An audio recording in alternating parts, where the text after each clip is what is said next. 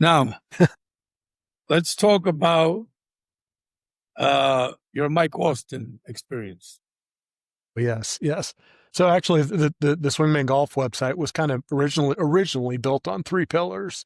One was swing speed training, which wasn't a thing back in 2007. The golf fitness industry is very, very young. People know a little bit more about speed training now. And then that was one of the pillars. The second pillar was how did I improve my skill level so quickly at such a late age? People were curious about that. And then the third one was this Mike Austin guy, which you just mentioned there. And that was an interesting part of the journey. Um, People that have gone down the rabbit holes in golf may have heard of Mike Austin, but if you haven't heard of him, he hit the Guinness records, recognized him as the longest hitter of the golf ball. I think it was 1974 U.S. National Senior Open. So the persimmon wood steel shafted Balata balls from back then. He was 64 years old and he hit it 515 in this U.S. National Senior Open. And people are like, what? Like there's no way that's possible. But one of his playing partners that day was Chandler Harper, and he's won the PGA Championship. So there was like people around, and the National Weather Service said that there's tailwinds that day. So and that Chandler was saying like, oh yeah, he had multiple 400-yard drives that day, and the one that was just happened to be the tailwind, and he caught it just right. And part of it at the end, you can the course has been renovated a couple times since then. It's in Las Vegas. I forget the name of it now. It used to be called Desert Rose, I think. Um, but it's a slight dogleg right, flat hole, and at least at the time, the if you're looking down the fairway, the back, the latter part of the hole, the green tilts upward, and then it goes over the back. And so he got a little bit of extra roll, probably because the ball was rolling on the green. The ball's going to roll farther that way. But they ended up finding the ball on the downhill of the backside of the green. And I think the hole was 465, and it was 50 yards past center. So it was just, yeah. So I'm one of these guys that's highly skeptical of that drive. Okay, it's just well, yeah. I mean, who wouldn't be? Who wouldn't be? about 511 yards. He's 64 years old. I mean, I saw Louis Oosthuizen hit one on a European tour and hit a cart path. It traveled another 250, 300 yards along the cart path and Yeah, rolled back into play and behind the green of a par five, I think it was. yeah, yeah. But the fact that it's in the Guinness Book of World Record, there must be some, you know what I mean? They have a pretty rigorous, I don't know, proof process. I don't know what it was like back in the 70s. Maybe it was different back then. But uh, anyway, I don't know. Like there's all kinds of accounts of him being, whether or not it was 515 or not, Yeah, there's okay, well, a lot of accounts of him being a long hitter, nonetheless. And he had a really nice looking swing. It didn't look like he was hitting it that hard. But so early on in 2003, when I had first moved out to California and I was living in that sleeping in the sleeping bag and living in that garage, I started going out to this golf course, and it was called Lost Canyons. And there was winds coming down out of the Santa Ana Mountains really hard that day. It was late January, and I was the only one out there. It was early in the morning. It was freezing and the wind was crazy. And I remember hitting balls, and I took a backswing, and this gust of wind came and blew me backwards. And I would have hit the guy behind me, the only other guy on the range, but he got blown back also. So we started talking and just kind of like admiring ourselves, like, yeah, we're out here practicing in this crazy weather. And we just started talking. And it turns out that day he used to work in the movie industry, a guy named Dan Shauger, and he would build. He was a carpenter. He built sets on like Little House on the Prairie and TV shows like that. And he was like, "Wow, this is really cool what you're doing." And he was there. He had just retired from the movie industry, and he was thinking about trying to make it on the senior tour. And he was 64 at the time, interestingly.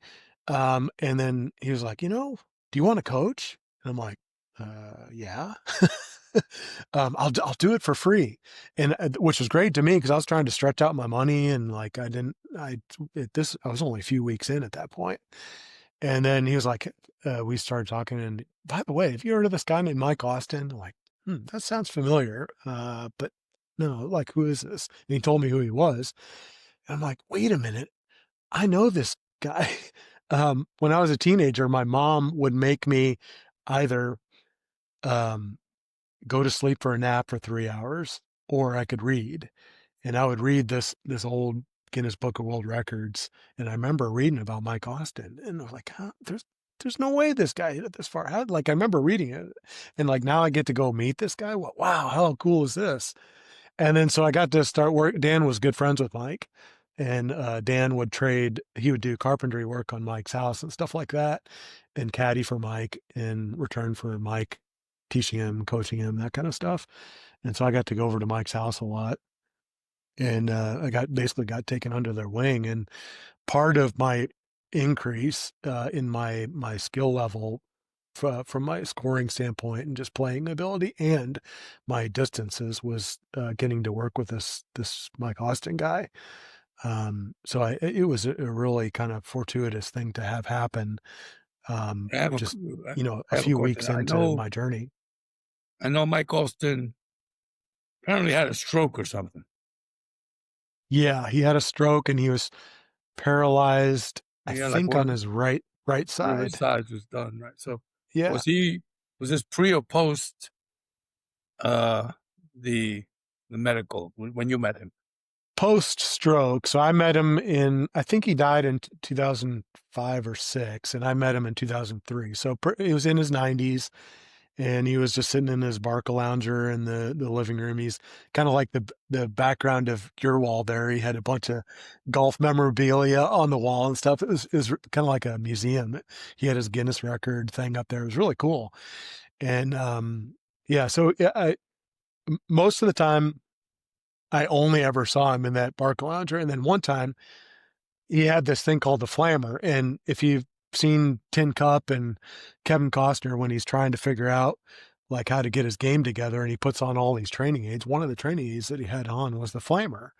It was Mike Austin's Flammer. So I went to go get a Flammer from Mike, and he's like, "Oh yeah, it's out in the trunk of my car." And then all of a sudden he got up and he started hobbling his way to the car, and it's like, "Wait a minute, I've only ever seen you in a Barca lounger. I didn't even know you could walk." But he had kind of figured out a way to, even though he was half paralyzed, he could kind of jimmy his way. He could walk, and he got out to the car, gave me a Flammer, and then yeah, so that. But I was also surprised when he stood up how tall he was. Like I'm 6'2", and he was also 6'2".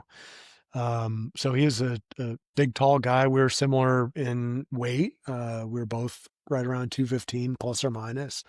So we had a similar body. And then, it was a great thing, I think, to have that happen just a few weeks into my journey. Because for years and years, I would get contacted by the media, and I got to have a chapter written about me in a book about Mike Austin. Um, and it just opened up a lot of opportunities for me and I don't know if it was like a serendipitous kind of thing I meant to be, but it was a really cool thing to kind of have happen. Now, did you continue with that camp? And you have Dunaway, right? Mike Dunaway? Yeah, Mike Dunaway, he was Austin's like primary student, I guess, most popular one. Like, and golfers that get into go down the rabbit holes again or are old enough to remember might remember Mike Dunaway being on the cover of Golf or Golf Digest in the 80s or 90s, and just a really unbelievable long hitter. There's this video of him on a par four just hitting.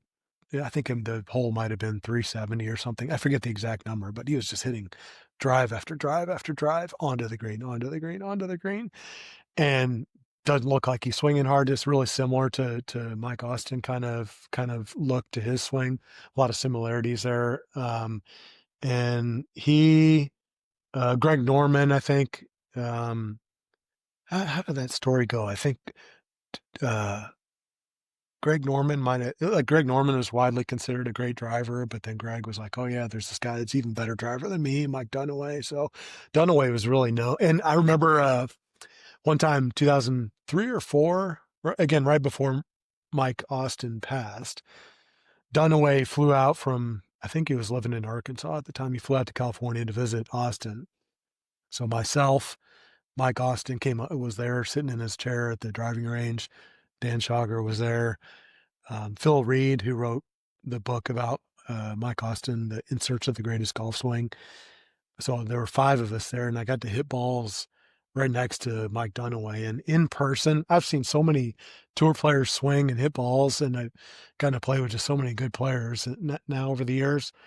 I can't remember ever in person seeing someone strike the ball so well and so effortlessly um, than Dunaway. He was, and I guess people wonder sometimes why didn't, if he was such a great ball striker, why didn't he have any kind of tour success? And I gather that, like, he just, tournament golf is different than regular golf. You can have a great golf swing and you can play great golf, but then, you know, tournaments tournament golf is Golf a is whole totally different different. thing.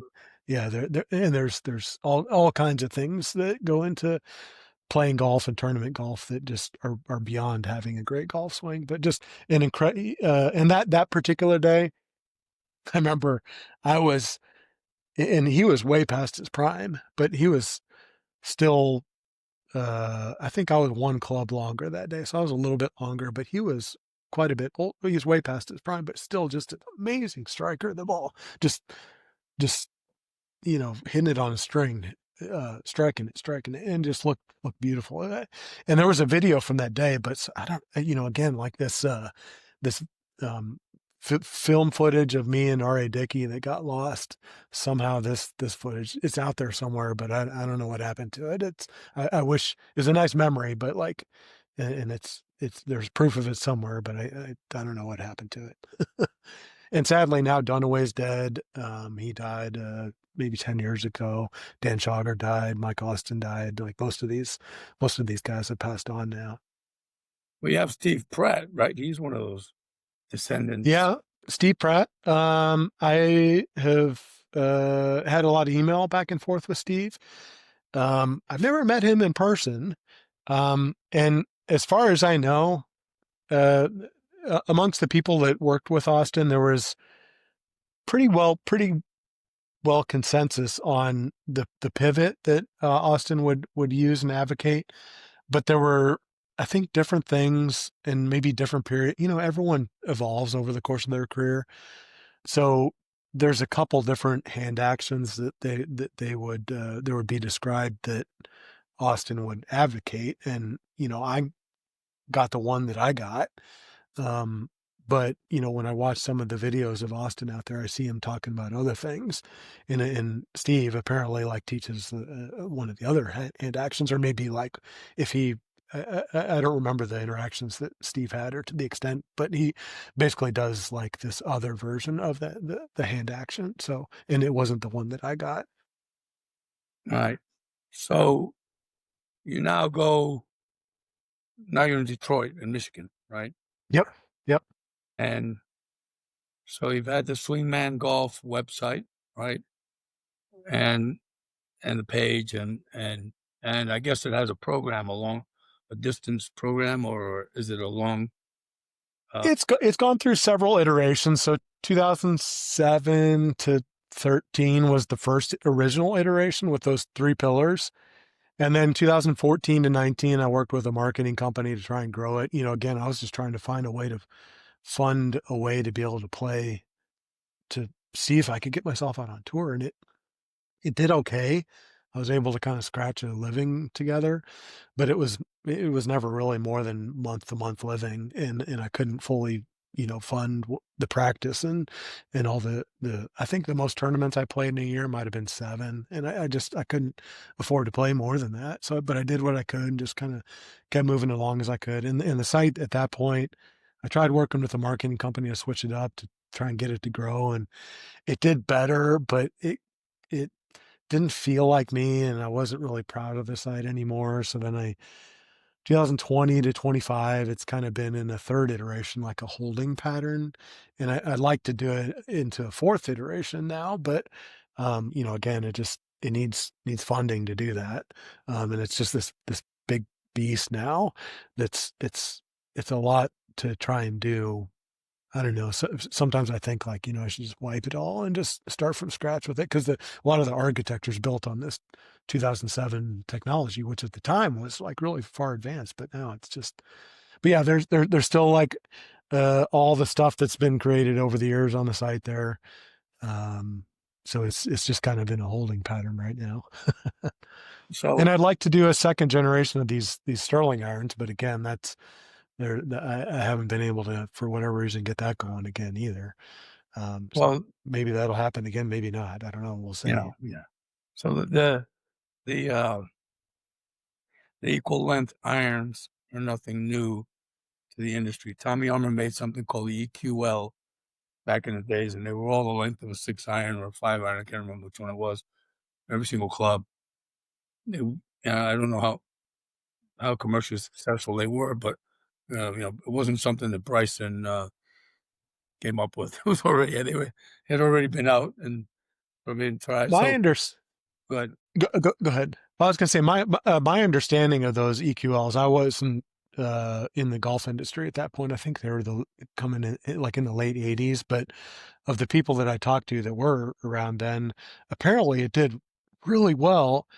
But then they didn't have the research and technology that we have today, and the to be able to build them. I don't know how they needed to be built. So I guess a lot of these irons were going shorter than the irons and the drivers were going shorter than like, so they just got a bunch of returns. And then it ended up, I guess it just Yeah, didn't survive. I But don't know. that, I that, didn't that know was the what, history, but I do know they were around. that was what And made the Sterling iron so much better when we came out with those is we had a lot more data and I had sold some other smaller brands that were doing it at the time, and so I was familiar with what people were saying about it. And the internet was starting to. We started that project in 2013, so there was a little bit of information you could kind of dig up online about, go down rabbit holes and see what people were saying needed to be fixed and all those kinds of things. And I could look back at the EQLs, the trademarks of those, and just look at the design specs and be like, all right, well now I see why that didn't work. So let's tweak this and change this. And so the sets that we came out in 2016 were at that point really the best single length irons that, in my view, that had ever come out. And like you said, they've been around a while. Like if you go back, way back, I think, uh, oh my gosh, why am I spacing out on his name? The guy that from the Norman, oh 20s, Norman, earlier, the guy from the 20s and 30s. He was a doctor associated with the Masters. Um, oh Bobby Bobby Jones. Jones, he's a So lawyer. apparently Bobby Jones had. Oh yeah, yeah, yeah. He's a Apparently lawyer. Bobby Jones had some single length irons. Also, it's not like a lot of things in golf. It's like a lot of these things have been tried and they've been around for a while before. So Right now, you're teaching. Is that are you at a facility teaching or uh, um, I I've was I've taught and trained people a lot over the years, all different skill levels. But then last year I was doing a bit of that. I'm just trying to figure out what I can do being based out of Detroit. I'd still like to play. I'm still young enough and healthy enough, and I'm going into my 50s here. I got this body and knowledge. It's like I still feel I still have the dream is still alive, I guess. So I don't know if that'll happen or not. That's what I'd really like to do. So I'm rebranding the rebranded this year as this professional golfer and explorer. And my wife kind of helped me think through that. And when I look back at my career now, what's really kind of been interesting to me, although it didn't necessarily work out in the way I intended to work out, what I really enjoyed was going down all these rabbit holes and trying. I kind of found that I'm like, yeah, I'm kind of like this innovator, and it's fun for me to research and dig around and try this and try that. So I'm getting back into, and I like being a pro golfer.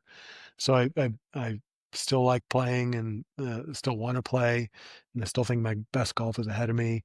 So now I'm trying to like kind of uh, reactivate my digital presence. I guess I've kind of been a little bit quiet since the pandemic, so now it's just kind of reemerging and starting to post again on YouTube this year, and just the exploration.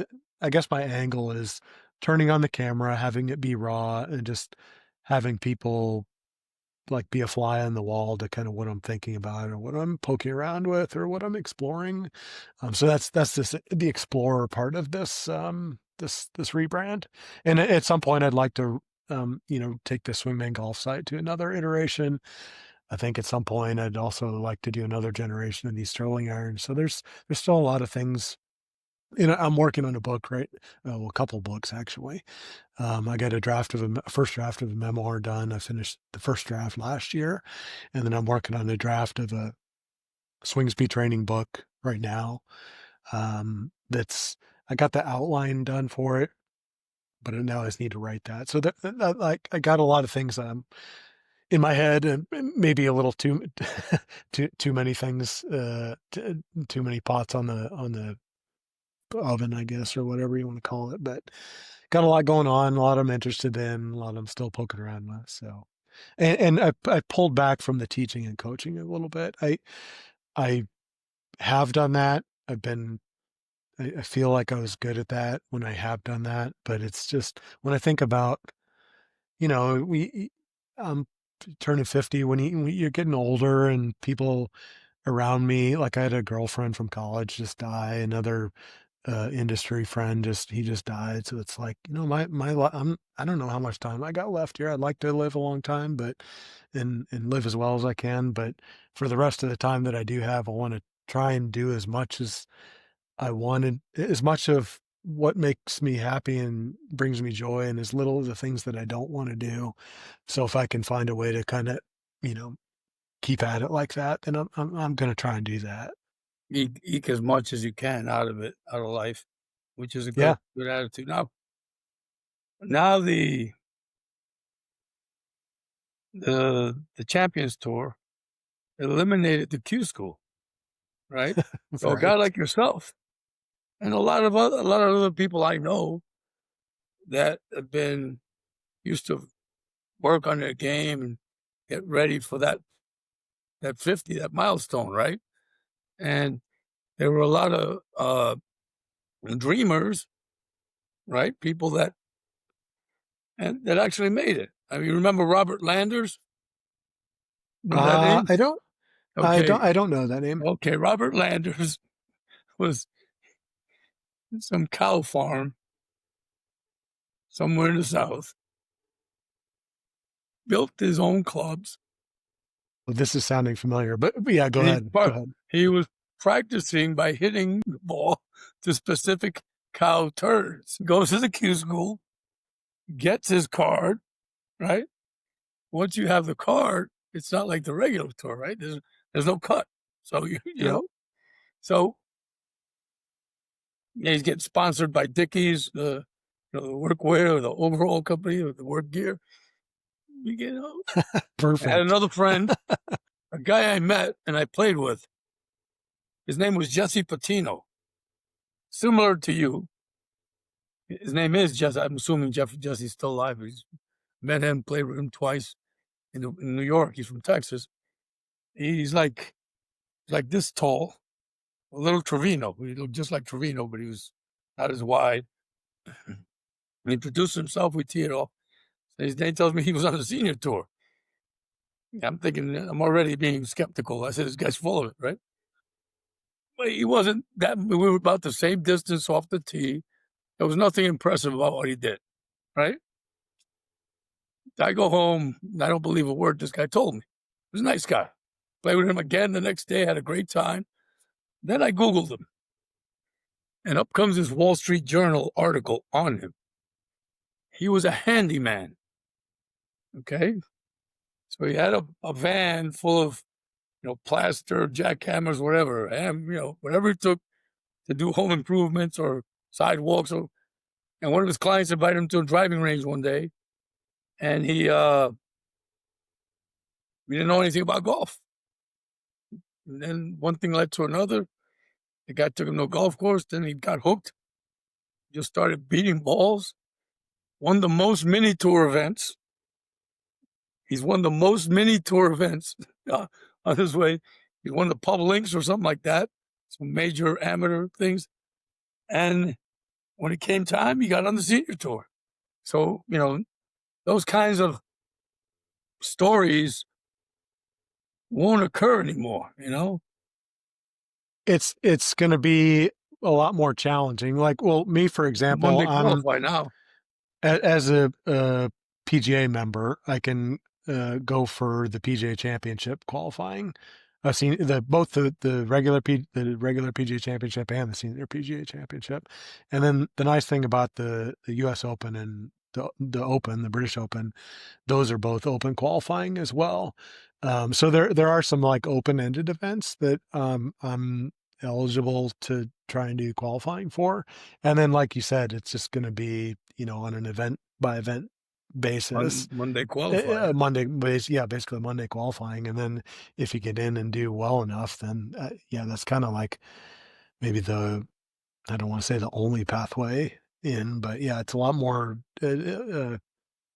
limited access now that they removed that the qualifying Yeah, I school. mean, it's like they've closed the doors and they've made it like basically the regular tourist pension plan, right? Yeah, yeah, That's basically what yeah, it is. It's like, here you can come in and make all this money and, chill out, have fun.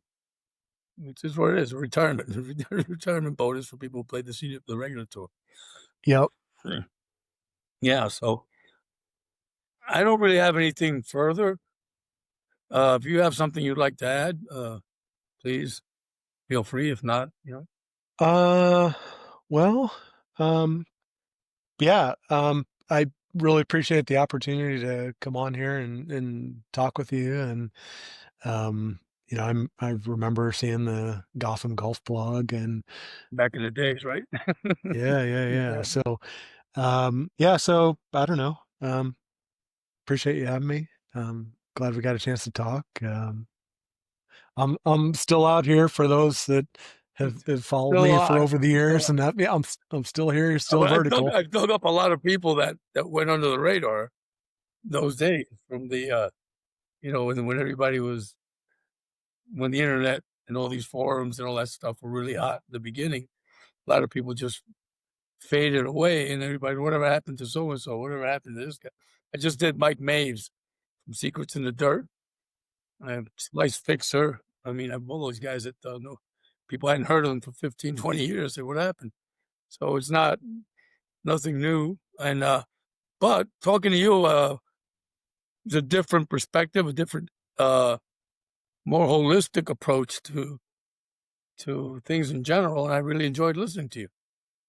Yeah, it's been I don't know, it's been fun like taking a holistic approach, just kind of looking at golf from all these different angles and from each of the different things. There's like little nuggets that you can take, and then if you cross them over a little bit, there's innovation to be had and new things that can be tried. And so yeah, like with from an equipment standpoint, long drive, speed golf, like all these things, and I still think there's more to glean, and I'm still curious and still learning and still digging around and still trying things. And um yeah. All right. Well, thank you. Thank you for coming on, Jacob, and I really appreciate it. I enjoyed our time here. Yep, same. Thanks for having me. All right. So long.